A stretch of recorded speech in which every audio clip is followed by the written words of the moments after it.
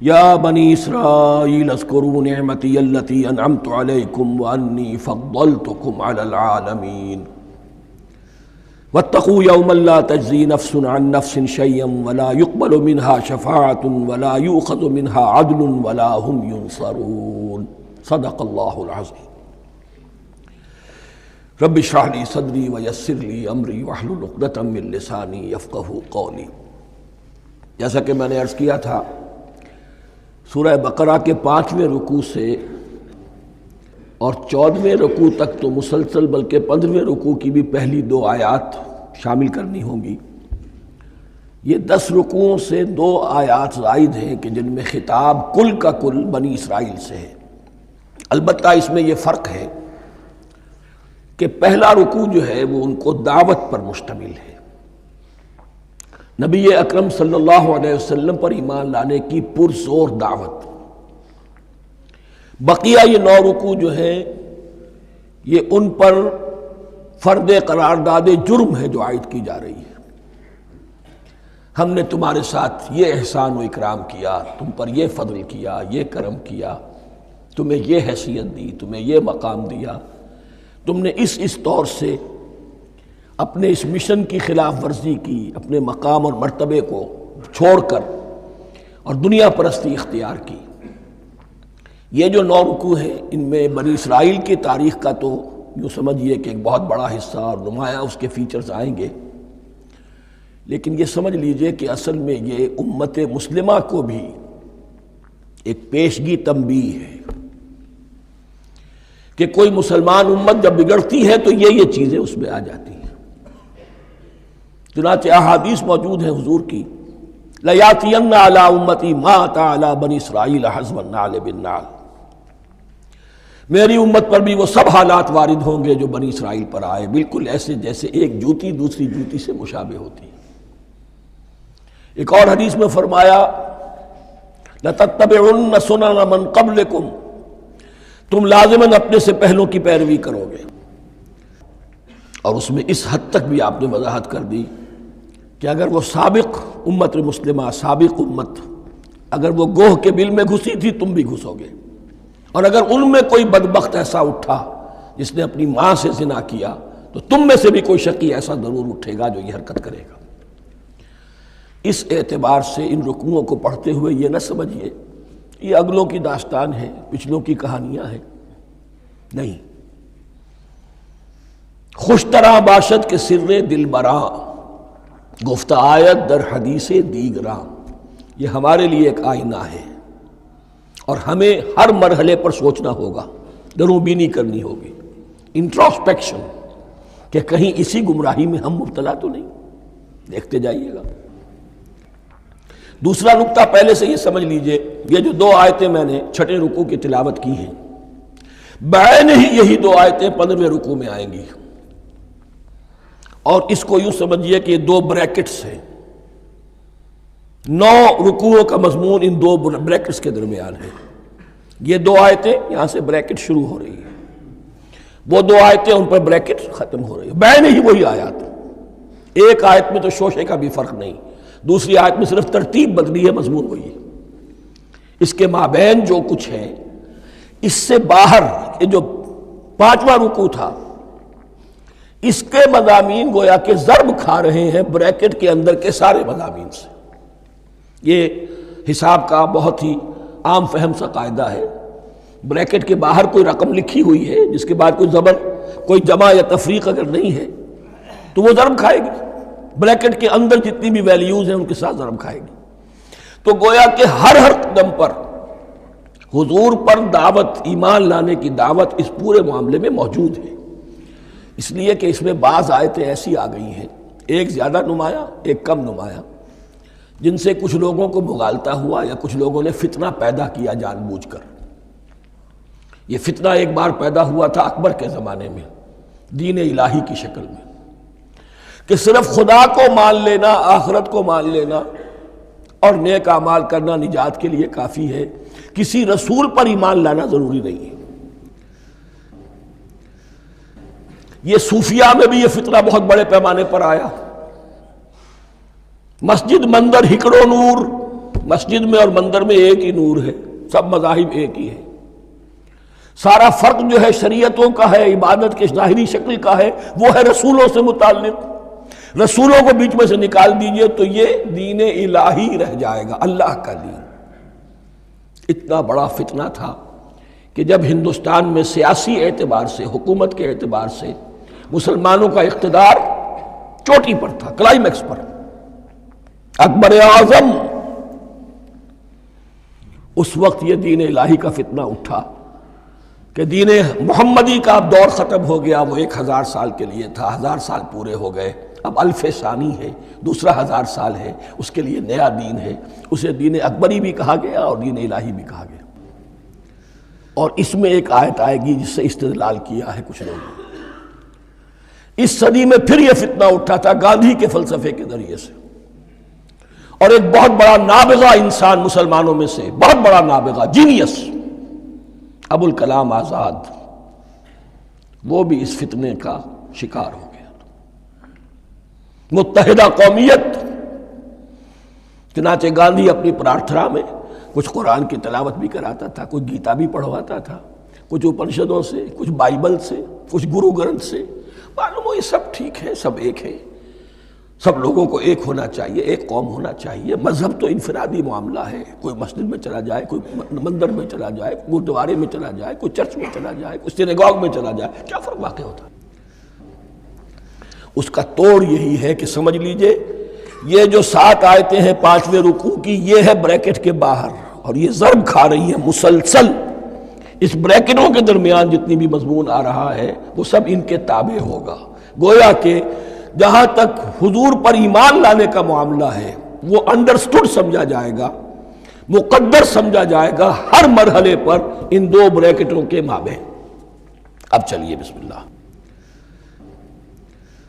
یا بنی اسرائیل اذکروا نعمتی التی انعمت علیکم وانی فضلتکم علی العالمین، اے اسرائیل کی اولاد، یاد کرو میرے اس انعام کو جو تم پر ہوا، اس کی وضاحت میں کر چکا ہوں، لیکن یہاں جو الفاظ آ رہے ہیں بہت زوردار، وَأَنِّي فَضَّلْتُكُمْ عَلَى الْعَالَمِينَ، میں نے تمہیں فضیلت عطا کی تمام جہانوں پر۔ یہاں ایک قاعدہ نوٹ کر لیجئے، عربی نحو کا قاعدہ یہ ہے کہ کہیں ظرف جس میں کوئی شے ہے، ظرف کی جمع لے لیتے ہیں، مراد ہوتا ہے مظروف، ظرف کے اندر جو شے ہے اس کی جمع۔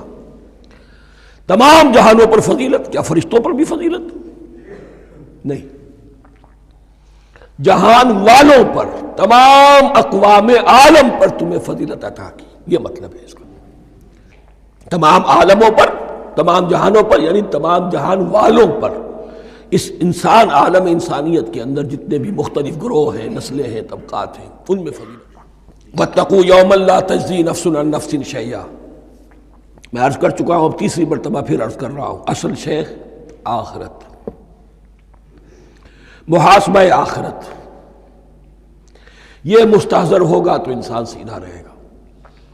اس میں کمزوری آ جائے، ضعف آ جائے تو باقی ایمان باللہ، ایمان بالرسالت، یہ نہ معلوم کیا کیا شکلیں اختیار کر لیں۔ دیکھیے اس آیت کے اندر 4 اعتبارات سے محاسبہ آخرت کا زور ہے۔ وَاتَّقُوا يَوْمًا، ڈرو اس دن سے، لا تجزی نفس عن نفس شیئا، جس دن کوئی جان کسی دوسرے کے کام نہ آ سکے گی، ولا يقبل منها شفاعہ، اور نہ کسی سے کوئی سفارش یا شفاعت قبول کی جائے گی، کیٹیگوریکل ڈینائل، ولا يؤخذ منها عدل، نہ کسی سے فدیہ قبول کیا جائے گا، ولا هم ينصرون، اور نہ انہیں کوئی مدد مل سکے گی۔ ہم نے طرح طرح کے عقیدے، شفاعت باطلہ کا تصور، اہل عرب سمجھتے تھے ہمیں یہ فرشتے جو ہے خدا کی بیٹیاں ہیں، یہ لات اور منات اور عزا ہم نے ان کے بت بنا رکھے ہیں، پوچھتے ہیں یہ اپنے ابا جان سے اللہ کی بیٹیاں ہیں نا، لاڈلی بیٹیاں، چھڑا لیں گے ہمارے ہاں بھی تصور ہے اولیاء اللہ چھڑا لیں گے۔ یا شفاعت باطلہ، خود حضور کی شفاعت کے بارے میں جو غلط تصورات ہیں، ایک شفاعت حقہ ہے، اس کی وضاحت کا یہ موقع نہیں ہے۔ وہ آیت الکرسی پہ جب ہم پہنچیں گے انشاءاللہ تعالیٰ اسی سورہ مبارکہ میں تو اس کی وضاحت بھی ہوگی۔ یہ سارے جو ہم نے جو گھڑ رکھے ہیں خیالات، ان کی نفی اس آیت کے حوالے سے کی۔ وَاتَّقُوا يَوْمًا لَا تَجْزِي نَفْسٌ عَن نَفْسٍ شَيْئًا، کوئی انسان دوسرے انسان کے کام نہیں آ سکتا۔ وَلَا يُقْبَلُ مِنْهَا شَفَاعَةٌ، کسی جان کی طرف سے کوئی سفارش قبول نہیں ہوگی۔ وَلَا يُؤْخَذُ مِنْهَا عَدْلٌ، نہ کوئی فدیہ قبول کیا جائے گا۔ وَلَا هُمْ يُنصَرُونَ، نہ انہیں کوئی مدد مل سکے گی۔ اب اس کے بعد اللہ تعالیٰ کے احسانات اور ان کی طرف سے جو ناشکریاں ہوئی ہیں ان کی بڑی تفصیل کے ساتھ اب بات چلے گی، تفصیل نہیں تیزی کے ساتھ۔ یہ واقعات کئی 100 برس کے ہیں، لیکن ایک تو یہ کہ ان کی تفاصیل مکی صورتوں میں آ گئی ہیں، سب سے زیادہ سورہ اعراف میں ملے گی، اور بھی کئی صورتوں میں آپ کو مل جائے گی۔ یہاں پر تو پے بپے، جیسے کہ ایک قرارداد جرم کسی پر کی جاتی ہے تو اس میں سب گنوائے جاتے، تم نے یہ کیا، یہ کیا، یہ کیا۔ وَإِذْ نَجَّيْنَاكُم مِّنْ آلِ فِرْعَوْنَ، اور ذرا یاد کرو جب کہ ہم نے تمہیں نجات دی تھی فرعون کی قوم سے۔ يَسُومُونَكُمْ سُوءَ الْعَذَابِ، وہ تمہیں بدترین عذاب میں مبتلا کیے ہوئے تھے۔ يُذَبِّحُونَ أَبْنَاءَكُمْ وَيَسْتَحْيُونَ نِسَاءَكُمْ، تمہارے بیٹوں کو ذبح کر ڈالتے تھے اور تمہاری عورتوں کو زندہ رکھتے تھے۔ عورتیں تو پھر ان کے کام آتی تھی، گھر میں کام کاج کے لونیاں بنتی تھی، گھروں میں ڈال لیتے تھے، لیکن لڑکوں کو، اور یہ 2 موقع پر ہوا ہے بنی اسرائیل کے ساتھ، یہ بعد میں انشاءاللہ اس کی تفصیل آئے گی۔ وَفِي ذَلِكُمْ بَلَاءٌ مِّن رَبِّكُمْ عَظِيمٌ، اور یقیناً اس میں تمہارے رب کی طرف سے تمہارے لیے بڑی آزمائش تھی۔ وَإِذْ فَرَقْنَا بِكُمُ الْبَحْرَ، اور یاد کرو جب کہ ہم نے تمہارے لیے سمندر کو پھاڑ دیا یا دریا کو پھاڑ دیا۔ یہ ایک مختلف فی بات ہے کہ کس جگہ سے کراس کیا تھا بنی اسرائیل نے ایجپٹ سے سینائی پیننسولا آنے کے لیے، جزیرہ نما سینا میں۔ ایک رائے یہ کہ دریائے نیل کو کراس کر کے گئے ہیں، لیکن یہ بات غلط ہے، دریائے نیل تو مصر کے اندر ہے، وہ کبھی بھی مصر کی حد نہیں بنا۔ کسی کی رائے یہ ہے کہ جو خلیج سویز ہے، بحر قلزم جو ہے ریڈ سی، وہ اوپر جا کر 2 کھاڑیوں میں تبدیل ہو جاتا ہے، خلیج عقبہ مشرق کی طرف اور خلیج سویس مغرب کی طرف، اور ان کے درمیان میں یہ سینائی پیننسولا جو ہے یہ تکون ہے، جیسے ہندوستان بھارت تکون ہے ایسے یہ پیننسولا ہے، انڈین پیننسولا، سینائی پیننسولا۔ اور یہ سویس کینال تو بعد میں بنی ہے، خلیج سویس اور میڈیٹرینین بحیرہ روم کے درمیان یہ کچھ چھوٹی چھوٹی، اگرچہ چھوٹی تھی سمندر کے لحاظ سے، بہت بڑی بڑی جھیلیں تھیں، اور ان جھیلوں ہی کو پھر جوڑ جوڑ کر درمیان میں جو خشکی تھی اس کو کاٹ کر سویس کینال بنائی گئی ہے۔ تو اب تو یہ مسلسل ایک رابطہ ہے، لیکن معلوم ہوتا ہے کہ یا تو خلیج سویس کو کراس کیا ہے حضرت موسیٰ علیہ السلام نے، اور یہی میری رائے زیادہ یہی ہے، اس لیے کہ کوہ طور جو ہے وہ اس پیننسولا کی ٹپ پر ہے، نیچے ہے یہاں، جہاں پر بھی ان کا قیام رہا اور جہاں پھر حضرت موسیٰ کو 40 دن کے لیے کوہ طور پر بلا کر اور پھر انہیں تورات دی گئی ہے۔ تو معلوم ہوتا ہے کہ جو خلیج سویز ہے اسے کراس کیا ہے۔ کراس کس طرح کیا ہے کہ حضرت موسیٰ کے عصا کی ایک ضرب سے سمندر پھٹ گیا۔ فَكَانَ كُلُّ فِرْقٍ كَالطَّوْدِ الْعَظِيمِ، دونوں طرف چٹانوں کے مانند پہاڑ کی طرح جو ہے وہ سمندر کھڑا ہو گیا، اس کے راستے سے یہ نکل گئے۔ اور پھر جب فرعون اور اپنا لشکر لے کر جب آیا ہے، اس نے سوچا ہم بھی نکل جائیں، وہ غرق ہو گئے، اس لیے کہ دونوں طرف کا پانی آپس میں مل گیا۔ یہ تھی کیفیت، اور معجزانہ کیفیت تھی، یہ کوئی فطرت کے یا نیچر کے اصول کے مطابق بات نہیں تھی، اور میں عرض کر چکا ہوں، آپ کو بتا چکا ہوں معجزہ کسے کہتے ہیں۔ وَإِذْ فَرَقْنَا بِكُمُ الْبَحْرَ فَأَنْجَيْنَاكُمْ، جب ہم نے تمہارے لیے یا تمہارے ساتھ سمندر کو پھاڑ دیا، تمہارے لیے، تمہارے گزرگاہ بنانے کے لیے، تو تمہیں تو نجات دے دی۔ وَأَغْرَقْنَا آلَ فِرْعَوْنَ وَأَنْتُمْ تَنظُرُونَ، اور تمہاری نگاہوں کے سامنے فرعون کے لاؤ لشکر کو غرق کیا، تم دیکھ رہے تھے، یہ گزر چکے تھے، اس ساحل پر کھڑے ہیں، ادھر سے یہ داخل ہوئے ہیں اور پانی دونوں طرف سے آ کر مل گیا اور یہ غرق ہو گئے۔ وَإِذْ وَعَدْنَا مُوسَىٰ 40 لَيْلَةً، اور یاد کرو پھر جب کوہ طور پر ہم نے موسیٰ کو 40 دن کے لیے بلایا۔ ثُمَّ اتَّخَذْتُمُ الْعِجْلَ، ان کی غیر حاضری میں تم نے بچھڑے کی پرستی شروع کر دی، اسے معبود بنا لیا، من بعد ہی، اس کی غیر موجودگی میں، وانتم ظالمون، تم بہت بڑا ظلم تھا جس کا ارتکاب کیا، ان الشرک لظلم عظیم، عظیم ترین ظلم جو ہے وہ شرک ہے، اور شرک جلی کی یہ شکل کہ بچڑے کو پوج رہے ہو۔ ثم عفونا عنکم من بعد ذلک، پھر ہم نے تمہیں اس کے بعد بھی معاف کیا، یہ ہمارا کرم رہا ہے، ہماری رحمت رہی، من بعد ذلک لعلکم تشکرون، تاکہ تم شکر کرو۔ وَإِذْ آتَيْنَا مُوسَى الْكِتَابَ وَالْفُرْقَانَ لَعَلَّكُمْ تَهْتَدُونَ، اور یاد کرو جب کہ ہم نے موسیٰ کو کتاب اور فرقان عطا فرمائی۔ یہ فرقان حق اور باطل کے درمیان فرق کر دینے والی چیز، اور کتاب عام طور پر جو آتا ہے وہ شریعت کے لیے آتا، شریعت بھی دی، کتاب بھی دی، اور فرقان بھی دیا، لعلکم تہتدون، تاکہ تم ہدایت پاؤ۔ وَإِذْ قَالَ مُوسَىٰ لِقَوْمِهِ، اور یاد کرو جب کہ کہا تھا موسیٰ نے اپنی قوم سے، یا قوم انکم ظلمتم انفسکم باتخاذکم العجل، اے میری قوم کے لوگو، یقیناً تم نے اپنے اوپر بڑا ظلم کیا ہے بچڑے کو معبود بنا کر۔ فتوبوا الی بارئکم، پس توبہ کرو اپنے پروردگار، اپنے خالق کی جناب میں۔ باری اللہ تعالیٰ ہے، باری، فاقتلوا انفسکم، تو قتل کرو اپنے آپ کو۔ یہ چیز جو ہے تورات میں تفصیل سے آئی ہے، قرآن میں نہیں ہے۔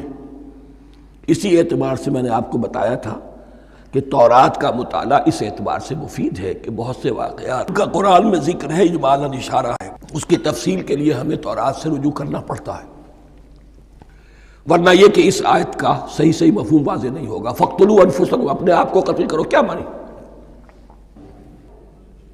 یہ قتل مرتد کی سزا ہے۔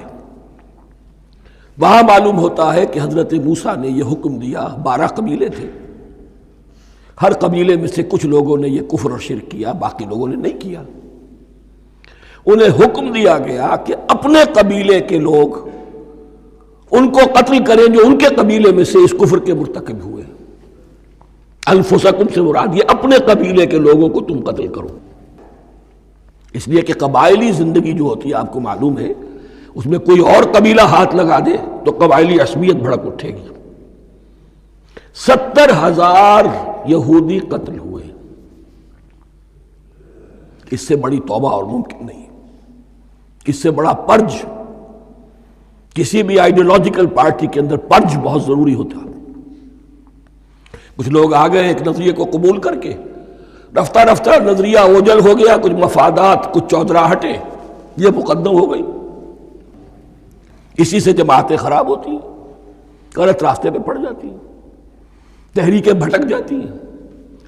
تو آئیڈیولوجیکل پارٹیز، نظریاتی جماعتیں پرج کرتی رہتی ہیں کہ جو بھی ہمارے نظریے سے ہٹ گئے اب ان کو ہم کاٹ کر علیحدہ کر۔ یہی سے قتل مرتد، تو یہ چیز حدیث میں ہے یا پھر قرآن میں یہاں ہے۔ اس حوالے سے جو لوگ ہمارے ہاں بعض علماء بھی ہیں، جدید دانشور ہیں، جو قتل مرتد کی جو حد ہے اسلام میں اس کو تسلیم نہیں کرتے، لیکن میرے نزدیک یہ شریعت موسوی کا تسلسل ہے کہ شریعت موسوی کی جس شے کو بدلا نہ گیا ہو، جس کے بارے میں صراحتاً یہ معلوم نہ ہو کہ یہ شے تبدیل کر دی گئی، تو وہ شریعت محمدی کا جز بن گئی۔ زنا پر رجم کا معاملہ بھی یہی ہے۔ قرآن مجید میں رجم کی صریح آیت کوئی موجود نہیں ہے، حدیث میں ہے۔ قرآن مجید میں مرتد کے قتل کے لیے کوئی آیت موجود نہیں ہے، حدیث میں ہے، سنت میں ہے، اور دونوں کی کا جو منبع ہے وہ اصل میں تورات ہے۔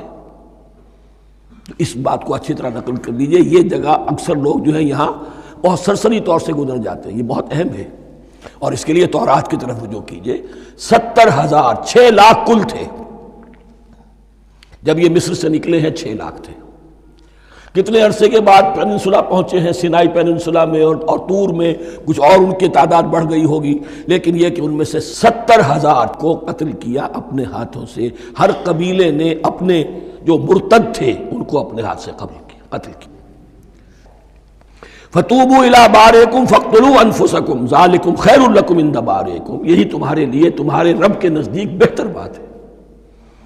فَتَابَ عَلَيْكُمْ، تو اللہ نے تمہاری توبہ قبول کر لی، توبہ قبول کس طرح ہوئی؟ یہ تزکیہ ہوا ہے امت کا کہ ان میں سے جن لوگوں نے اتنی بڑی غلط حرکت کی ہے ان کو کاٹ کر ذبح کر کے ان کو قتل کر کے پھینک دیا گیا۔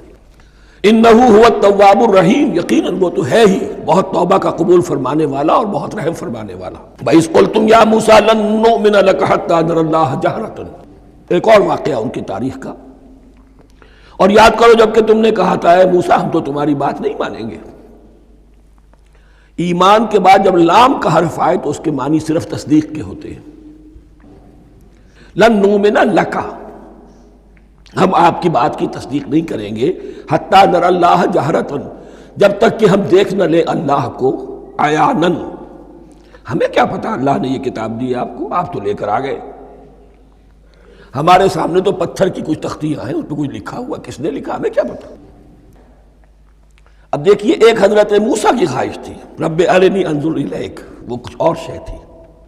یہ تخریبی ذہن ہے جو یہ کہہ رہا ہے کہ ہم بھی چاہتے ہیں کہ اللہ کو اپنی آنکھوں سے دیکھیں اور معلوم ہو کہ واقعی اس نے یہ کتاب آپ کو دی ہے۔ فَأَخَذَتْكُمُ الصَّاعِقَةُ، تو تمہیں آپ پکڑا ایک بہت بڑی کڑک نے، ایک بہت بڑی کڑک ہوئی اور سب کے سب مردہ ہو گئے۔ وَأَنْتُمْ تَنظُرُونَ، تمہارے دیکھتے دیکھتے ایک کڑک نے تمہیں آ لیا۔ ثُمَّ بَعَثْنَاكُم مِّن بَعْدِ مَوْتِكُمْ، پھر ہم نے تمہیں دوبارہ اٹھایا تمہاری موت کے بعد۔ بعض لوگ اس کی یہ تعویل کر رہے ہیں کہ یہ موت نہیں تھی بلکہ بے ہوش ہو گئے تھے، یعنی جو بھی کڑک تھی اس کی وجہ سے سب کے سب بے ہوش ہو کے گر گئے۔ لیکن میرے نزدیک یہاں تعویل کی ضرورت نہیں، بعث بعد الموت اللہ کے لیے کوئی مشکل نہیں۔ ہم الفاظ کو خواہ کاہے کو ان کے اصل جو مفہوم ہے جو کہ صاف ہے صریح ہے اس سے خواہ کاہے کے لیے موڑ کر لے کر جائے۔ ثم بعثناکم من بعد موتکم لعلکم تشکرون، تاکہ تم شکر کرو۔ وظللنا علیکم الغمام وانزلنا علیکم المن والسلوى، اور ہم نے تم پر ابر کا سایہ کیا۔ اب 6 لاکھ کا قافلہ چل رہا ہے، سینائی پیننسولا، صحرا، کوئی اوٹ نہیں، کوئی سایہ نہیں، دق و دق، دھوپ کی تپش۔ تو اللہ کا فضل ہوا کہ ایک سائے کی طرح ابر جو ہے ان کے ساتھ ساتھ جہاں جہاں وہ جا رہے ہیں وہ ابر ان پر سایہ کیے ہوئے۔ وَأَنزَلْنَا عَلَيْكُمُ الْمَنَّ وَالسَّلْوَىٰ، کھانے کو کچھ نہیں، تو من اور سلوہ نازل کیے گئے۔ من ایسے اترتا تھا رات کے وقت کہ جیسے شبنم کے قطرے ہوتے ہیں، لیکن وہ ہوتا تھا کسی ایسی چیز کا جس میں شیرینی تھی، اور پھر وہ زمین پر آ کر جم کر وہ ایک گویا کہ دانہ بن جاتے تھے، یہ ان کا اناج ہو گیا۔ کاربوہائیڈریٹ سپلائی اس سے ہو گئی، من سے۔ اور سلوہ ایک خاص قسم کا پرندہ بٹیر کی شکل کا جو بے پناہ بڑی تعداد میں ان کے بڑے بڑے جھنڈ آتے تھے شام کے وقت، اور وہ ان کے ڈیرا جہاں ہوتا تھا اس کے گرد وہ اتر آتے تھے، اور رات کی تاریکی میں یہ آسانی سے ان کو پکڑتے تھے، ان کو کھاتے تھے بھون کر، اور یہ ان کی پروٹین ہو گئی۔ پوری غذا جو ہے اللہ تعالیٰ نے ان کو فراہم کر دی۔ وَأَنزَلْنَا عَلَيْكُمُ الْمَنَّ وَالسَّلْوَىٰ كُلُوا مِن طَيِّبَاتِ مَا رَزَقْنَاكُمْ، کھاؤ ان پاکیزہ چیزوں کو جو ہم نے تمہیں عطا کی ہیں۔ وَمَا ظَلَمُونَا، ہم نے تو ان پر کوئی ظلم نہیں کیا، وَلَٰكِن كَانُوا أَنفُسَهُمْ يَظْلِمُونَ، لیکن وہ خود ہی اپنے اوپر ظلم ڈھاتے رہے، ہر قدم پر نافرمانی اور ناشکری۔ اس کی بھی ناشکری آگے آ جائے گی چل کر، من و سلوہ سے بھی ناشکری کی انہوں نے۔ وَإِذْ قُلْنَا ادْخُلُوا هَٰذِهِ الْقَرْيَةَ فَكُلُوا مِنْهَا حَيْثُ شِئْتُمْ رَغَدًا وَادْخُلُوا الْبَابَ سُجَّدًا وَقُولُوا حِطَّةٌ نَغْفِرْ لَكُمْ خَطَايَاكُمْ، اور یاد کرو جب کہ ہم نے تم سے کہا تھا اس شہر میں داخل ہو جاؤ اور پھر کھاؤ اس میں سے بافراغت جہاں سے چاہو جو چاہو، لیکن دیکھنا دروازے میں داخل ہونا جھک کر، اور کہتے رہنا مغفرت مغفرت مغفرت، ہم تمہاری خطاؤں سے درگزر فرمائیں گے۔ اس آیت کو سمجھنے کے لیے ذرا تاریخی بات سمجھ لیجئے۔ صحرائے سینا میں آنے کے بعد اور یہ جو کتاب تورات انہیں مل گئی تھی اس کے بعد حضرت موسیٰ علیہ السلام کے ہی زمانے میں انہیں جہاد اور قتال کا حکم ہوا۔ اس سے پوری قوم نے انکار کر دیا، یہ سورہ مائدہ میں آئے گا۔ اس پر اللہ تعالیٰ نے ایک سزا مسلط کر دی ان پر کہ 40 برس تک اسی صحرا میں بھٹکتے پھریں گے۔ اگر یہ ابھی قتال کرتے، جہاد کرتے، تو پورا فلسطین ان کے ہاتھ پر ابھی فتح کرا دیتے، لیکن چونکہ انہوں نے بزدلی دکھائی ہے، اب سزا یہ ہے فَإِنَّهَا مُحَرَّمَةٌ عَلَيْهِمْ 40 سَنَةً يَتِيهُونَ فِي الْأَرْضِ، اب 40 برس تک یہ اسی صحرا میں بھٹکتے پھریں گے، اور ارض فلسطین جو ان کے لیے ارض موعود تھی وہ ان پر حرام کر دی گئی 40 سال کے لیے۔ اس 40 سال کے عرصے میں حضرت موسیٰ کا بھی انتقال ہو گیا، حضرت ہارون کا بھی ہو گیا، اور اس عرصے میں ایک نئی نسل پیدا ہوئی۔ وہ جو غلامی کا داغ اٹھائے ہوئی نسل آئی تھی مصر سے، جن کے اندر مورل کیریکٹر جو ہے وہ بہت کمزور ہو جاتا ہے، وہ پوری نسل ختم ہو گئی، نئی نسل اب پیدا ہوئی، 40 برس صحرا میں پیدا ہوئے، یہی پلے بڑھے، ان میں اب ایک جذبہ تھا۔ حضرت موسیٰ کے پھر جو خلیفہ تھے یوشع ابن نون، جوشوا، تورات میں ان کا نام جوشوا ہے، یوشع، ان کی سرکردگی میں اب بنی اسرائیل کی اس نئی نسل نے قتال کیا، جنگ کی، اور پہلا شہر جو فتح ہوا وہ اریحا، آج بھی وہ شہر جو ہے جیریکو جو آپ دیکھتے ہیں خبروں کے اندر آتا ہے بار بار، اریحا اس کا پرانا نام ہے، یہ شہر فتح ہوا، اس فتح کی بات کا تذکرہ ہو رہا ہے۔ یاد کرو جب کہ ہم نے تم سے کہا تھا اس بستی میں، اس شہر میں داخل ہو جاؤ فاتحانہ، اور پھر جو کچھ یہاں ہے، جو نعمتیں ہیں ان سے متمتع ہو، کھاؤ پیو، لیکن داخل ہونا سجدہ کرتے ہوئے، مراد کیا؟ جھک کر، یعنی ایسا نہ ہو کہ تکبر کی وجہ سے تمہاری گردنیں اکڑ جائیں، گردنیں جھکا کر اللہ کا احسان مانو، یہ نہ سمجھو کہ یہ فتح تم نے حاصل کی۔ اس کی تفسیر اصل میں نظر آتی ہے حضور کی شخصیت میں، کہ جب فتح مکہ کے موقع پر مکے میں داخل ہوئے ہیں تو جس سواری پر آپ بیٹھے ہوئے تھے، آپ کی پیشانی اس کی گردن کے ساتھ جڑی ہوئی تھی۔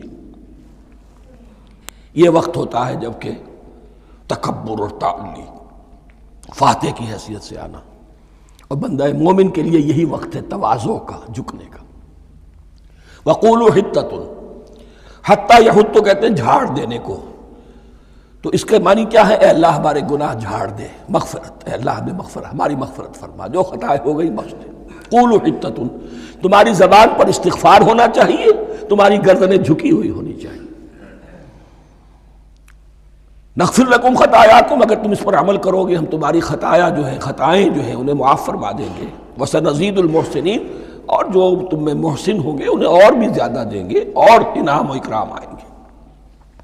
فبدل الذین ظلموا قولا غیر الذی قیل لہم، تو ان میں سے جو ظالم تھے، جو بد کردار تھے، انہوں نے بدل دیا، ایک اور قول اختیار کر لیا اس قول کی جگہ جو انہیں کہا گیا تھا حتہ، انہوں نے کہنا شروع کیا ہنتا، ہمیں تو گیہوں چاہیے۔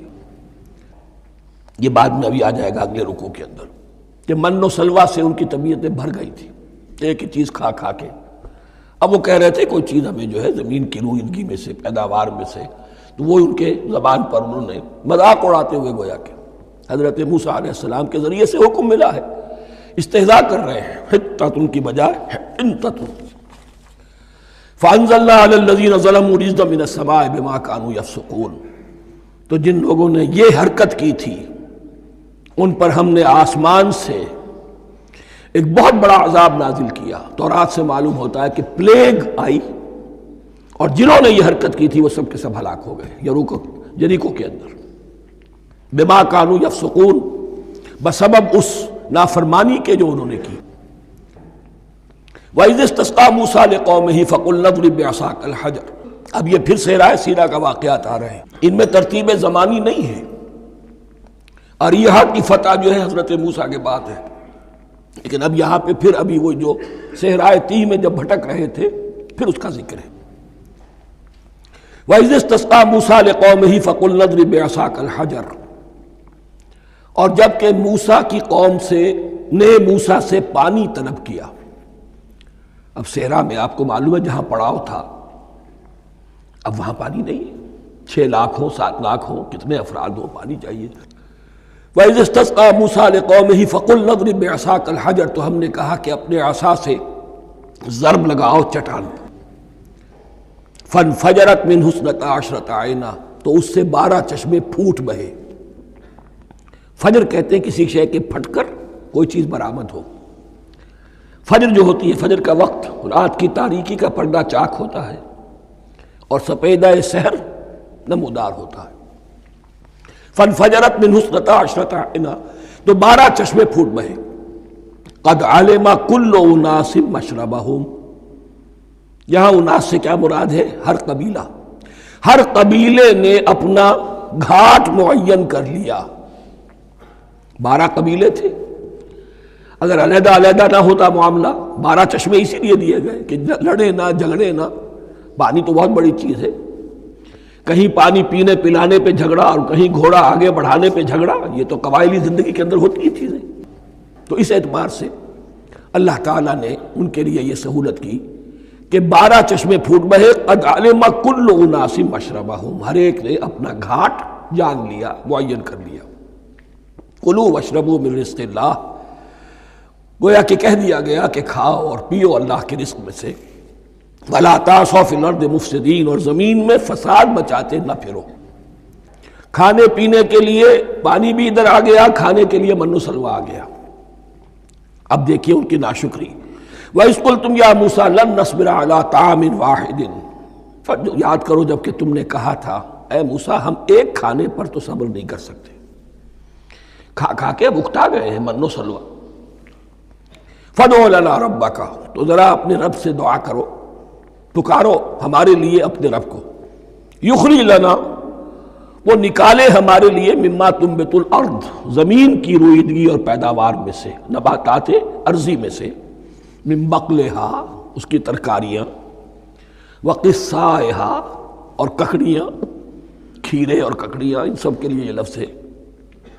وفومہا، ایک ترجمہ گیہوں کیا گیا ہے لیکن میرے نزدیک زیادہ صحیح ترجمہ ہے لہسن، اور سرائے کی زبان میں بھی اور ممکن ہے کہ سندھی میں بھی ہو تھوم، تھوم کہتے ہیں لہسن کو، یہ فوم کی بدلی ہوئی شکل ہے، اس لیے کہ یہی علاقہ ہے جس میں عرب آئے تھے، تو عربوں کی زبان کے بہت سے الفاظ جو ہیں سرائے کی زبان میں خاص طور پر وہ بہت زیادہ، تو تھوڑی سی شکل بدل کر وہ کافی تعداد میں موجود ہے۔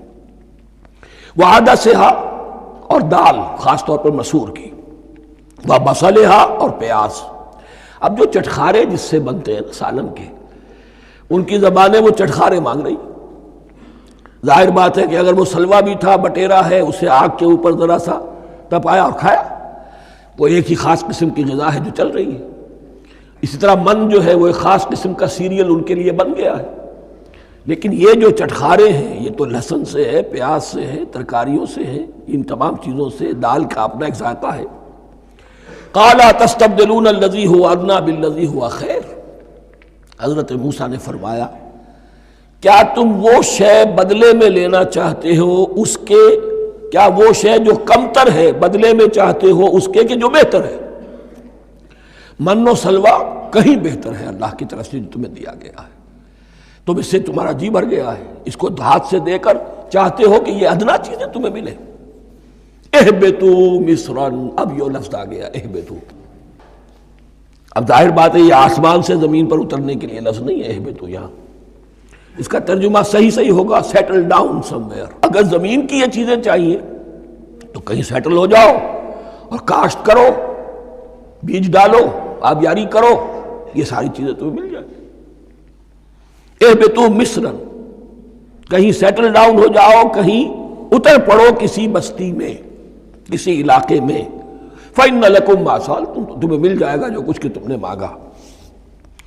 وَضُرِبَتْ عَلَيْهِمُ الذِّلَّةُ وَالْمَسْكَنَةُ وَبَاءُوا بِغَضَبٍ مِّنَ اللَّهِ، اب یہ ہے ان کی وہ خباثتیں، ان کے وہ ناشکریاں، ان کی وہ معصیتیں، ان پر جو آخری حکم دیا جا رہا ہے، جو اگر آپ برا نہ مانیں تو میں عرض کروں گا آج یہود پر اتنا اپلیکیبل نہیں ہے جتنا مسلمانوں پر ہے۔ ضربت علیہم الذلۃ والمسکنۃ وباؤوا بغضب من اللہ، ذلت اور مسکنت، کم ہمتی ان پر تھوپ دی گئی۔ ضربت علیہم، it was heaped upon them، The humiliation was heaped upon them. ضربت علیہم الذلۃ والمسکنہ وباؤوا بغضب من اللہ، اور وہ اللہ کا غضب لے کر لوٹے۔ وہی امت جس کے بارے میں فرمایا وانی فضلتکم علی العالمین، اسی امت کا پھر یہ حشر ہوا۔ کیوں ہوا؟ نافرمانی۔ تمہیں کتاب دی تھی کہ تم پیروی کرو، تمہیں کتاب دی تھی کہ اسے قائم کرو۔ وَلَوْ أَنَّ أَهْلَ الْكِتَابِ أَقَامُوا التَّوْرَاةَ وَالْإِنْجِيلَ وَمَا أُنزِلَ إِلَيْهِم مِّن رَّبِّهِمْ لَأَكَلُوا مِن فَوْقِهِمْ وَمِن تَحْتِ أَرْجُلِهِمْ، اگر یہ تورات اور انجیل کو قائم کرتے، نافذ کرتے، تو نعمتیں زمین بھی اگلتی، ان کے قدموں کے نیچے سے نعمتیں جو ہیں وہ پھوٹتی، اور ان کے سروں کے اوپر سے بھی بارش ہوتی نعمتوں کی۔ لیکن اگر تم نے اس کو چھوڑ کر اپنی خواہشات، اپنے نظریات، اپنے خیالات، اپنا تمرد، اپنی سرکشی، اپنی حاکمیت، اپنی مصلحتیں، اپنی عقل، اس کو بالا تر کیا، تو پھر جو قوم اللہ کے قانون کی، اللہ کی ہدایت کی، اللہ کی کتاب کی امین ہوتی ہے دنیا میں، وہ اللہ کی ریپریزنٹیٹیو ہوتی ہے، نمائندہ ہوتی ہے۔ اگر وہ اپنے عمل سے مس ریپریزنٹ کرے اللہ کو، تو وہ کافروں سے بڑھ کر مغضوب اور کافروں سے بڑھ کر مبغوض ہو جاتی ہے، مغضوب بھی مبغوض بھی۔ اس لیے کافروں کو تو دین پہنچانا تمہارے ذمہ تھا، تم نے دین ان کو کیا پہنچانا تھا، تم تو خود دین سے منحرف ہو گئے۔ آج اس جگہ پر امت مسلمہ کھڑی ہے کہ 1.25 بلین یا 1.5 بلین، 125 کروڑ عزت نام کی شے نہیں ہے، کہ عزت نام تھا جس کا گئی تیمور کے گھر سے، سارے معاملات دنیا کے G7 G15 کے ہاتھ میں ہیں، سیکیورٹی کونسل اس کے پرماننٹ ممبر کا ویٹو ہے، اور نہ سیکیورٹی کونسل میں اور نہ کہیں کسی G7 میں، نہ G9 میں، نہ G15 میں کوئی مسلمان ملک نہیں۔ کس نمی پرست کی بھیا کیستی، ہماری اپنی پالیسیز کہیں اور طے ہوتی ہیں، ہمارے اپنے بجٹ کہیں اور بنتے ہیں، ہماری صلح اور جنگ کسی اور کے اشارے سے ہوتی ہے، ریموٹ کنٹرول، یہ ذلت اور مسکنت۔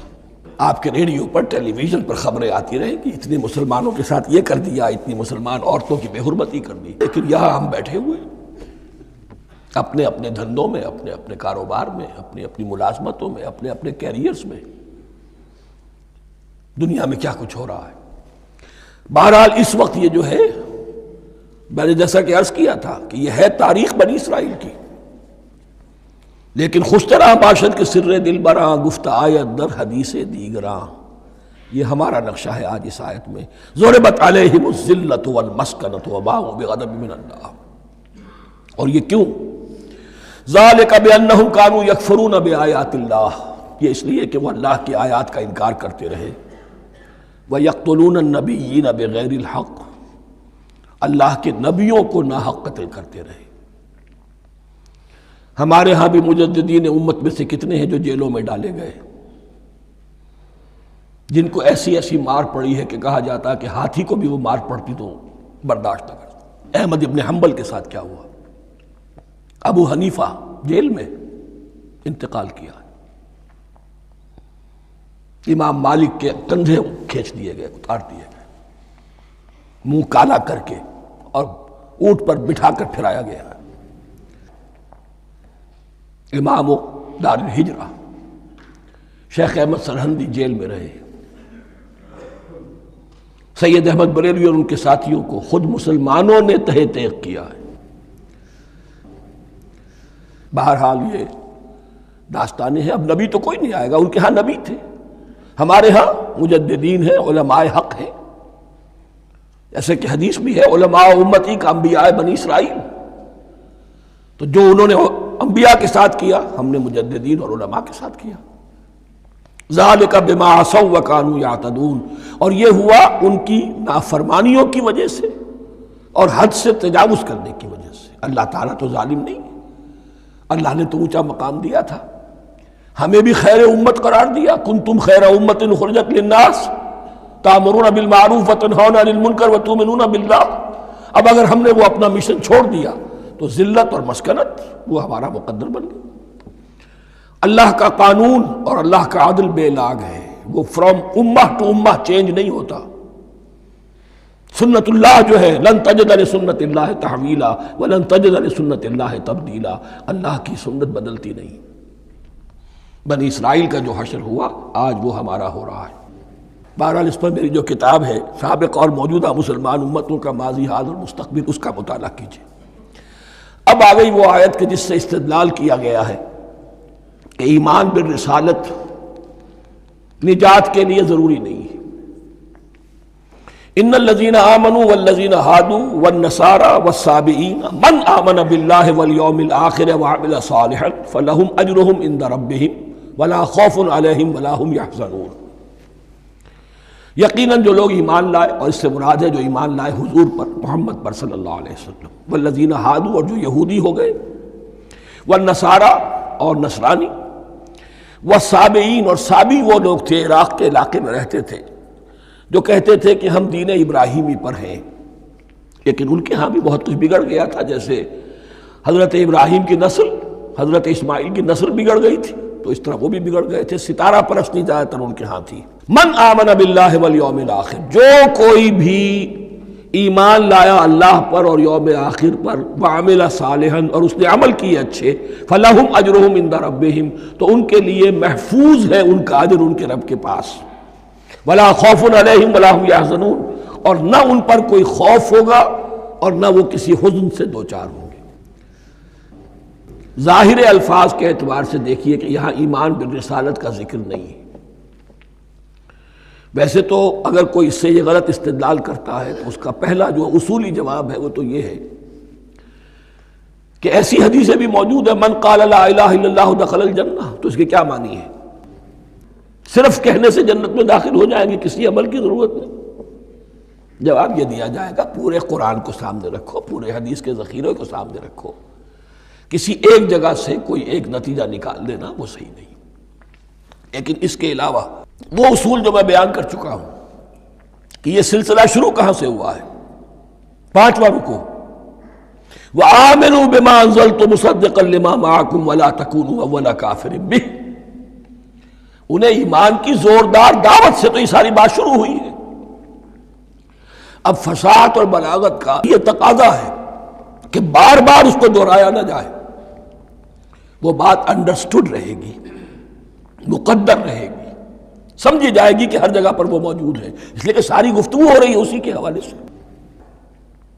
وَآمِنُوا بِمَا أَنزَلْتُ مُصَدِّقًا لِمَا مَعَكُمْ وَلَا تَكُونُوا أَوَّلَ كَافِرٍ بِهِ وَلَا تَشْتَرُوا بِآيَاتِي ثَمَنًا قَلِيلًا وَإِيَّايَ فَاتَّقُونِ. اس حوالے سے یوں سمجھیے اب اس آیت کو کہ یہاں پر کچھ الفاظ محذوف مانے جائیں گے. ان الذین آمنوا والذین ہادوا والنصارى والصابئین من آمن باللہ والیوم الآخر وعمل صالحا فی ایامہم فلہم اجرہم عند ربہم ولا خوف علیہم ولا هم یحزنون. ہر دور میں جبکہ ابھی حضرت عیسیٰ نہیں آئے تھے تو جو بھی یہودی تھے اس وقت تک، حضرت موسیٰ کے ماننے والے، وہ جو بھی اللہ پر ایمان رکھتے تھے اور نیک عمل کرتے تھے، آخرت کو مانتے تھے، ان کی نجات ہو جائے گی. لیکن حضرت عیسیٰ کے آنے کے بعد ان کو نہیں مانا، اب وہ کافر قرار. لیکن اب حضرت عیسیٰ کے آنے کے بعد جب تک حضور نہیں آئے جو بھی مانتا ہے، لیکن یہ کہ شرط یہی ہوگی کہ اپنے اپنے زمانے میں، اصل میں نفی جس بات کی جا رہی ہے وہ یہ ہے کہ یہ نہ سمجھو کہ کسی گروہ میں ہونے سے نجات ہوتی ہے. نجات کسی گروہ میں ہونے کی وجہ سے نہیں ہے، نجات کی بنیاد ایمان اور عمل صالح ہے. کسی رسول پر ایمان لانا اپنے دور کے رسول پر وہ تو لازم ہے، لیکن یہ ہے کہ اس پر ایمان تو لے آئے اور وہ عمل صالح نہیں ہے تو نجات نہیں ہوگی. تو یہ اپنے اپنے دور میں، اپنے اپنے زمانے میں ہر امت کے لیے وَلِكُلِّ أُمَّةٍ أَجَلٌ قرآن مجید کے ایک مقام پر آیا ہے، ہر امت کے لیے ایک خاص معین مدت ہے. اس معینہ مدت میں اب ظاہر بات ہے جو لوگ حضور کی بعثت سے پہلے فوت ہو گئے ان پر تو کوئی ذمہ داری نہیں تھی حضور پر ایمان لانے کی. اور ایسے لوگ تھے، ایسے موحدین مکے میں موجود تھے جو یہ کہتے تھے کعبے کے پردے پکڑ پکڑ کر، اے اللہ ہم صرف تجھے پوجنا چاہتے ہیں، صرف تیری بندگی کرنا چاہتے ہیں، لیکن جانتے نہیں کیسے کریں۔ یہ بات موجود تھی اور ان کا انتقال بھی ہو گیا۔ یہ زید، سعید ابن زید، سعید جو حضرت عمر کے بہنوئی تھے اور وہ عشرہ مبشرہ میں سے ہیں، ان کی اہلیہ حضرت فاطمہ بنت خطاب، ان دونوں کے ایمان کو اللہ نے ذریعہ بنایا حضرت عمر کے ایمان کا۔ اور یہ والد تھے سعید کے زید، وہ یہ کہتے ہوئے دنیا سے چلے گئے حضور کی ابھی بعثت ہی نہیں ہوئی تھی، اے اللہ میں صرف تیری بندگی کرنا چاہتا ہوں، کیسے کروں یہ نہیں جانتا۔ اسی کو ذہن میں رکھیے، اہدنا الصراط المستقیم جو میں نے کہا تھا، ایک سلیم الفطرت انسان، سلیم العقل انسان توحید تک پہنچ جاتا ہے، آخرت کو پہچان لیتا ہے، لیکن اب کیا کروں؟ اس شریعت کے لیے، ان احکام کے لیے وہ دستے سوال دراز کرنے پر مجبور ہے۔ الحمدللہ رب العالمین الرحمن الرحیم مالک یوم الدین ایاک نعبد و ایاک نستعین اہدنا الصراط المستقیم۔ اسی صراط المستقیم کی دعا کا یہ جواب اب آئے گا، شروع ہوگا سورہ بقرہ سے، یہ کرو یہ نہ کرو، یہ فرض ہے، یہ تم پر لازم کیا گیا، یہ چیز حرام کی گئی، وغیرہ وغیرہ۔ ان الذين آمنوا والذين هادوا والنصارى والصابئين من آمن بالله واليوم الآخر وعمل صالحا، اور محذوف الفاظ فی ازمنتہم، اپنے اپنے زمانے میں، یا فی ایامہم، فلہم اجرہم عند ربہم ولا خوف علیہم ولا هم یحزنون۔ وَإِذْ أَخَذْنَا مِیثَاقَکُمْ وَرَفَعْنَا فَوْقَکُمُ الطُّورَ، اور ذرا یاد کرو جب کہ ہم نے تم سے عہد لیا، قول و قرار لیا، اور تمہارے اوپر اٹھا دیا طور کو، پہاڑ کو۔ جب تورات دی گئی تو اس وقت ایک کیفیت معجزانہ طور پر ایسی پیدا کی گئی، ان کے اوپر ایک رعب ڈالنے کے لیے اور خشیت قلب میں پیدا کرنے کے لیے کوہ طور اٹھا کر معلق کر دیا گیا۔ اس وقت کہا گیا خذوا ما آتیناکم بقوۃ، تو اس قول و قرار کے وقت ایک معجزے کی شکل یہ ہوئی تھی۔ وَإِذْ أَخَذْنَا مِیثَاقَکُمْ وَرَفَعْنَا فَوْقَکُمُ الطُّورَ خُذُوا مَا آتَیْنَاکُمْ بِقُوَّةٍ وَاذْکُرُوا مَا فِیہِ لَعَلَّکُمْ تَتَّقُونَ، پکڑو اس کو مضبوطی کے ساتھ جو ہم نے تمہیں دیا ہے، اس حدیث، اس کتاب کو، تورات کو، اس شریعت کو، ان احکام کو۔ وَاذْکُرُوا مَا فِیہِ، اور یاد رکھو اسے جو کچھ کہ اس میں ہے، لَعَلَّکُمْ تَتَّقُونَ، تاکہ تم بچ سکو۔ ثُمَّ تَوَلَّیْتُم مِّن بَعْدِ ذَلِکَ، پھر تم نے روگردانی کی اس کے بعد، اس میثاق کو توڑا، میثاق الست کو توڑا تھا، اور دوسرے یہ میثاق شریعت جو تم سے لیا گیا اس کو بھی توڑا۔ ثم تولیتم من بعد ذلک فلولا فضل اللہ علیکم ورحمتہ لکنتم من الخاسرین، پھر اگر اللہ کا فضل تمہارے شامل حال نہ ہوتا اور اس کی رحمت تمہاری دستگیری نہ کرتی رہتی، بار بار تمہیں معاف کیا، تمہیں مہلت دی، تو اگر یہ چیز نہ ہوتی تو اسی وقت سے تم خسارہ پانے والے اور تباہ ہونے والے ہو جاتے۔ وَلَقَدْ عَلِمْتُمُ الَّذِينَ اعْتَدَوْا مِنْكُمْ فِي السَّبْتِ، اور تمہیں خوب معلوم ہے تم میں سے وہ لوگ جنہوں نے سبت کے قانون کو توڑا، حد سے تجاوز کیا۔ یہ واقعہ تفصیل کے ساتھ سورہ اعراف میں آئے گا کہ ان کی شریعت میں ہفتے کا روز معین کر دیا گیا تھا، کوئی دنیاوی کام نہیں ہوگا۔ آج بھی وہ لوگ جو ہے سبت کو، جو بھی پریکٹسنگ جیوز ہیں، وہ اس کی پابندی کرتے ہیں اور بڑی شدت سے کرتے ہیں۔ لیکن ایک زمانے میں ایک خاص ان کا قبیلہ تھا کہ جس نے ایک بڑے ہی شرعی ہیلہ ایجاد کر کے اس قانون کی دھجیاں بکھیری۔ تفصیل ہم پڑھیں گے سورہ اعراف میں۔ وَلَقَدْ عَلِمْتُمُ الَّذِينَ اعْتَدَوْا مِنْكُمْ فِي السَّبْتِ، اور تمہارے علم میں ہے تمہارے وہ لوگ کہ جنہوں نے سبت کے قانون کے ضمن میں خلاف ورزی کی، فَقُلْنَا لَهُمْ كُونُوا قِرَدَةً خَاسِئِينَ، تو ہم نے کہہ دیا ان کو کہ ہو جاؤ ذلیل بندر، ان کی شکلیں بس کر دی گئی، انہیں بندروں کی شکل میں تبدیل کر دیا گیا۔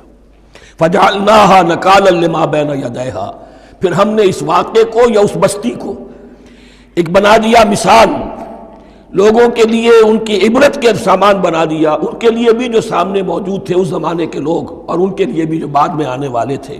وَمَوْعِظَةً لِّلْمُتَّقِينَ، اور اسے ایک نصیحت، ایک سبق آموزی کی بات بنا دیا اہل تقویٰ کے لیے۔ وَإِذْ قَالَ مُوسَىٰ لِقَوْمِهِ إِنَّ اللَّهَ يَأْمُرُكُمْ أَن تَذْبَحُوا بَقَرَةً، اور یاد کرو جب کہ موسیٰ نے اپنی قوم سے کہا یقیناً اللہ تمہیں حکم دیتا ہے کہ گائے کو ذبح کرو۔ یہ واقعہ میں پہلے آپ کو بتا دوں، پھر ہم یہ آیات تیزی سے پڑھ لیں گے۔ بنی اسرائیل میں ایک شخص قتل ہو گیا عامیل نامی، اور قاتل کا پتہ نہیں چل رہا تھا۔ اللہ تعالیٰ نے حضرت موسیٰ کے ذریعے سے انہیں حکم دیا کہ ایک گائے کو ذبح کرو اور اس کے جسم کے ایک ٹکڑے سے اس مردے کو چھوؤ، وہ جی اٹھے گا اور وہ بتا دے گا میرا قاتل کون ہے۔ اب یہ معجزات کی شکل ہے جو بار بار آ رہے ہیں، اور سابق اس امت کے اندر معجزات کا آپ کو بہت عمل دخل ملے گا۔ اس میں ایک تو یہ کہ گائے کو ذبح کرنا، وہ گائے کے تقدس کا جو ان کے دل میں ذہن میں تھا، تو ذبح کرنے سے اس کے اوپر بھی گویا کہ ایک تلوار چلائی گئی، اور پھر انہیں دکھا بھی دیا گیا کہ ایک آدمی زندہ بھی ہو سکتا ہے، بعد سے بعد الموت کا بھی ایک نقشہ دکھا دیا گیا انہیں۔ لیکن انہیں جب یہ حکم ملا اور ان کے دلوں کے اندر وہ بچڑے کی اور گائے کی تقدیس جو ہے وہ پلی ہوئی تھی، اب انہوں نے سوال کر کے کسی طریقے سے بچنے کے لیے مین میخ نکالی، کیسی گائے ہو، کیا رنگ ہو، کس طرح کی ہو، کس عمر کی ہو۔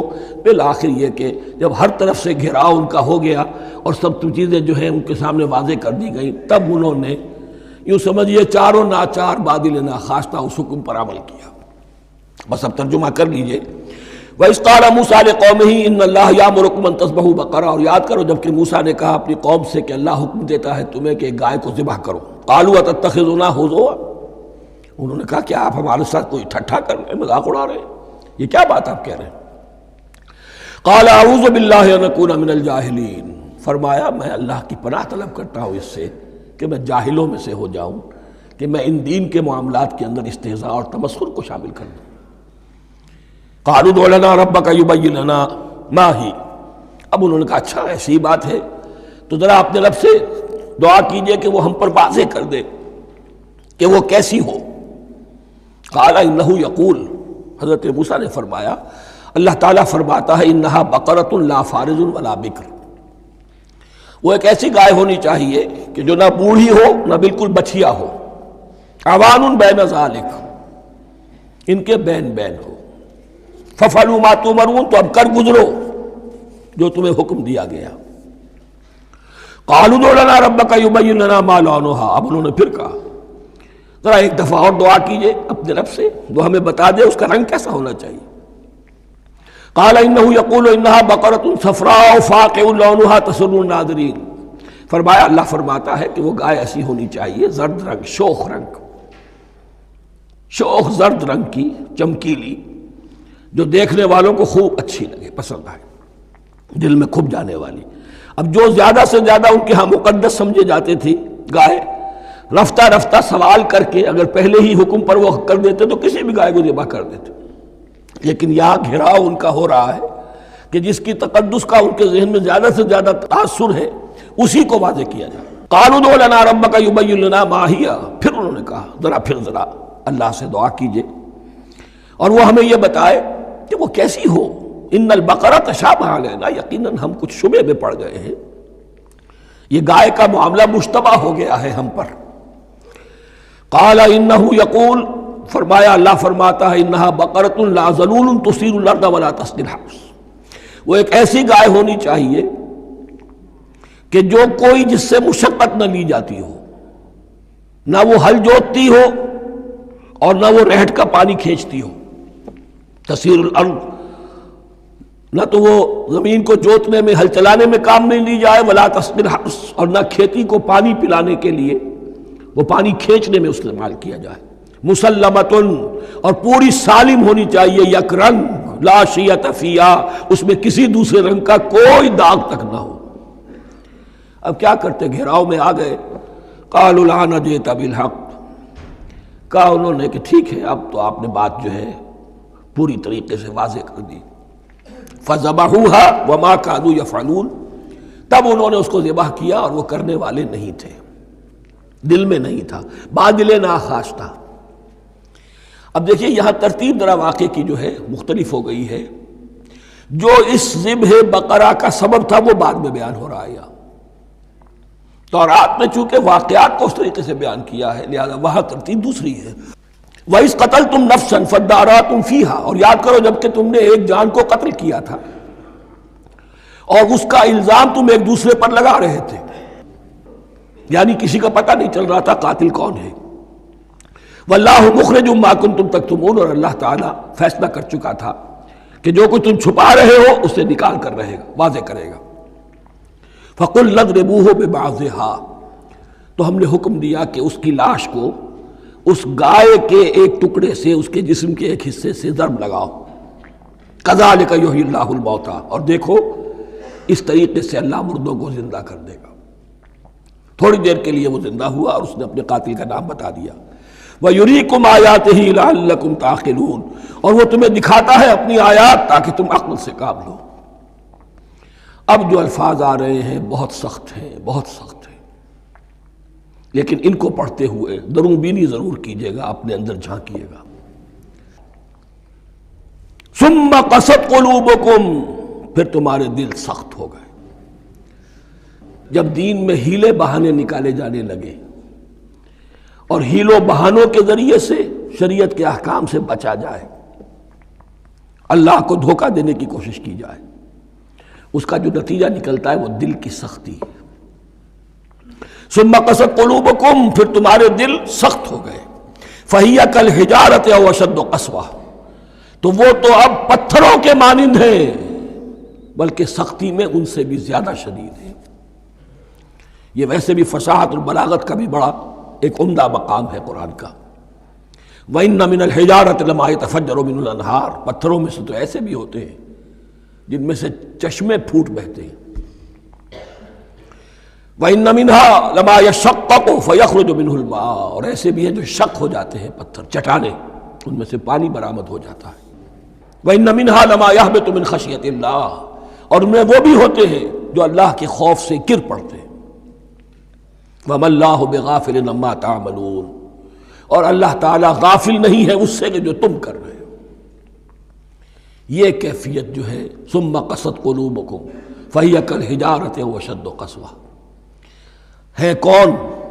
یا بنی اسرائیل اذکروا نعمتی التی انعمت علیکم وانی فضلتکم علی العالمین، جن پر 1400 برس ایسے گزرے کہ کوئی لمحہ ایسا نہ تھا کہ نبی موجود نہ ہو، جنہیں 3 کتابیں دی گئیں۔